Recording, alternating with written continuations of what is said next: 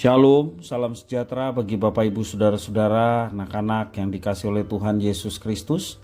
Jumpa kembali bersama saya Pendeta Eka di dalam renungan firman Tuhan pada hari ini, hari Jumat 3 Maret 2023. Sukacita dan damai sejahtera dari Tuhan Yesus kiranya menyertai hidup kita sekalian. Puji nama Tuhan.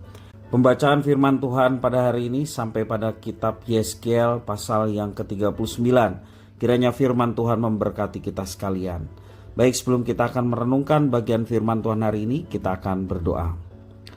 Tuhan Allah Bapa di surga, di dalam Yesus Kristus, kami bersyukur buat hari ini. Kami boleh terus mengalami berkat dan pemeliharaan Tuhan. Biarlah semua ini menjadikan kami semakin kenal pribadi Tuhan, dan kami mau menyatakannya dalam ketaatan kami akan firman Tuhan. Karena itu kami memohon Kau yang memampukan untuk kami dapat mengerti apa yang Kau maksudkan dalam firman Tuhan. Kau juga menolong kami untuk kami dapat menggenapinya. Terima kasih Bapa, terpujilah namamu. Demi nama Tuhan Yesus kami berdoa. Haleluya. Amin. Yeskiel 39 ayat 1-14 saya akan bacakan. Demikian firman Tuhan.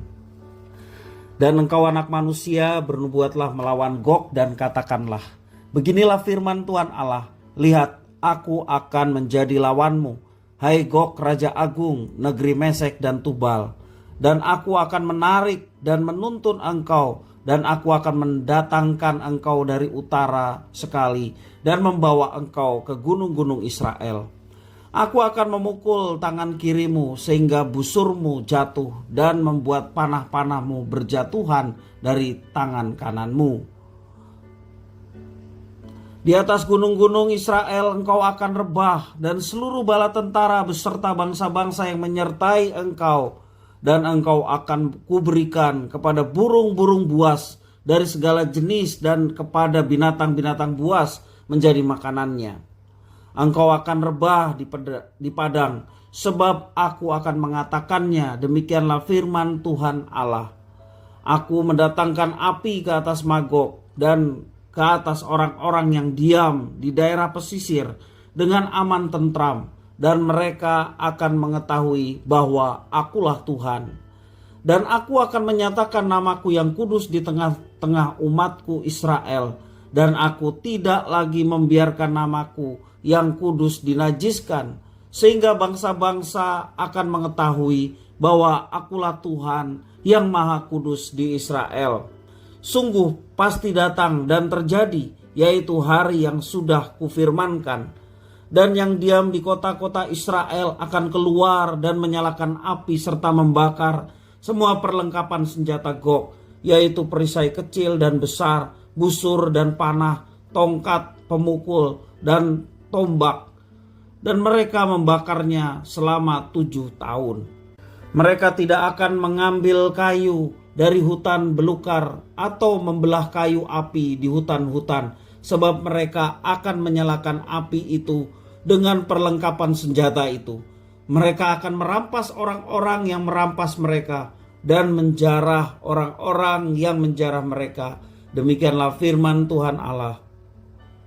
Maka pada hari itu aku akan memberikan kepada Gog suatu tempat di mana ia akan dikubur di Israel, yaitu lembah penyeberangan di sebelah timur dari laut, dan kuburan itu akan menghalangi orang-orang yang menyeberang.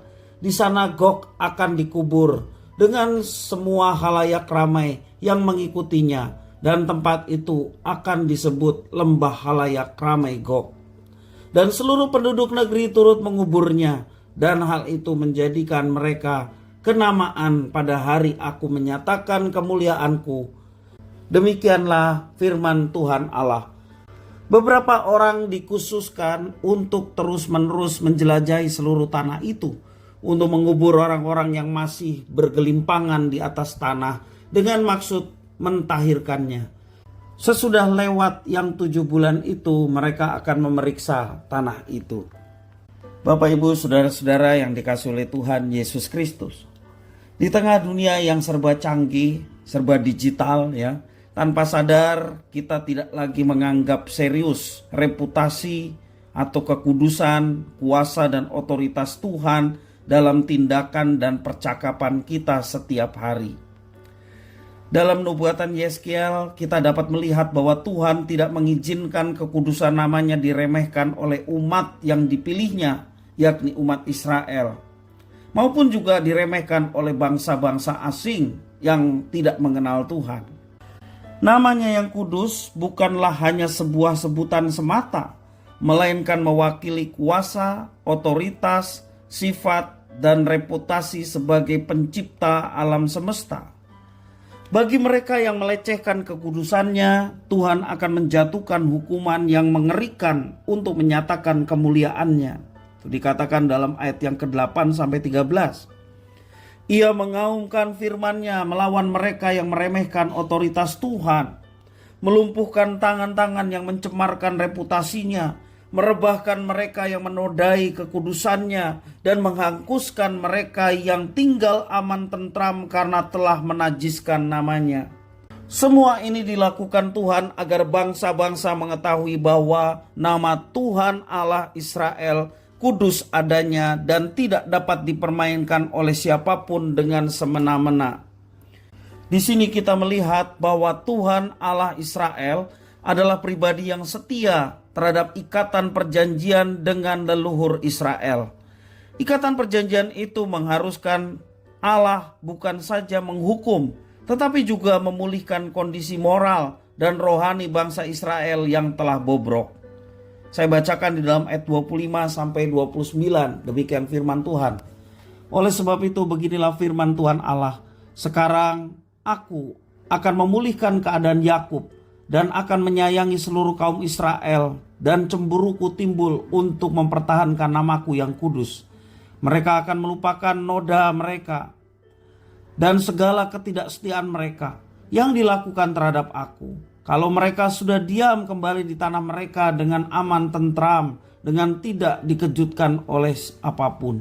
Dan kalau aku sudah membawa mereka kembali dari tengah bangsa-bangsa dan mengumpulkan mereka dari tanah musuh-musuh mereka, dan pada saat aku menunjukkan kekudusanku kepada mereka di hadapan bangsa-bangsa yang banyak, dan mereka akan mengetahui bahwa akulah Tuhan Allah mereka yang membawa mereka ke dalam pembuangan di tengah bangsa-bangsa dan mengumpulkan mereka kembali di tanahnya, dan aku tidak membiarkan seorang pun daripadanya tinggal di sana. Aku tidak lagi menyembunyikan wajahku terhadap mereka. Kalau aku mencurahkan rohku ke atas kaum Israel, demikianlah firman Tuhan Allah.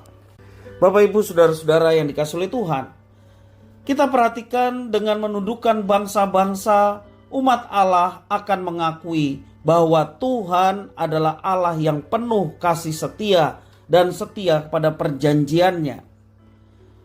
Ketika Israel dipulihkan, nama Tuhan akan ditinggikan di tengah-tengah umatnya.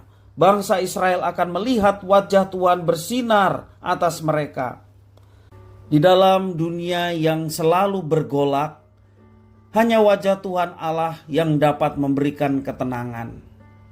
Ia setia pada perjanjiannya dan akan menyelamatkan serta melindungi umatnya. Adakah tindakan dan perkataan kita yang telah menodai namanya dan kekudusannya? Mari kita datang pada Tuhan dan memohon pengampunan. Jangan kita menjadi serupa dengan dunia ini. Mari kita berubahlah dengan pembaruan budi kita yang telah dikaruniai Roh Kudus, sehingga setiap tutur kata, setiap sikap hati dan tingkah laku kita berdasarkan pimpinan Roh Kudus yang membawa kita menghindar dari segala kenajisan dalam setiap perkataan dan tingkah laku kita. Bersandarlah kepada Tuhan supaya kita dijagai dari segala kenajisan. Dalam ucapan kita, perkatakanlah sesuatu yang baik, bukan yang jahat, bukan yang buruk, yang menajiskan diri kita. Ingat bahwa kita adalah umat yang telah dipilih oleh Tuhan. Kita mengalami kasih setia Tuhan yang sungguh nyata dalam hidup kita. Jangan kita menodai kekudusan Tuhan dengan perkataan ataupun perbuatan yang menajiskan. Biarlah kesadaran terhadap kekudusan nama Tuhan membakar segala kecemaran hati kita dan mendorong kita untuk melakukan kehendaknya. Kehendaknya adalah kudus, Maka ketika kita menyatakan, menggenapi kehendaknya dalam hidup kita, yang muncul adalah kekudusan Tuhan yang dipercayakan Tuhan atas kita sekalian. Kiranya firman Tuhan memberkati kita sekalian. Mari kita berdoa. Tuhan Bapa di sorga, di dalam Yesus Kristus, berikanlah hati kami yang lembut, untuk kami senantiasa tunduk pada pimpinan Roh Kudus, sehingga mulut kami dan tingkah laku kami dijagai oleh Roh Kudus dan tidak tercemar dengan kenajisan dalam berbicara maupun bertindak. Terima kasih ya Tuhan, inilah diri kami. Kami mau menjadi pelaku-pelaku firman. Demi nama Tuhan Yesus kami berdoa. Haleluya. Amin.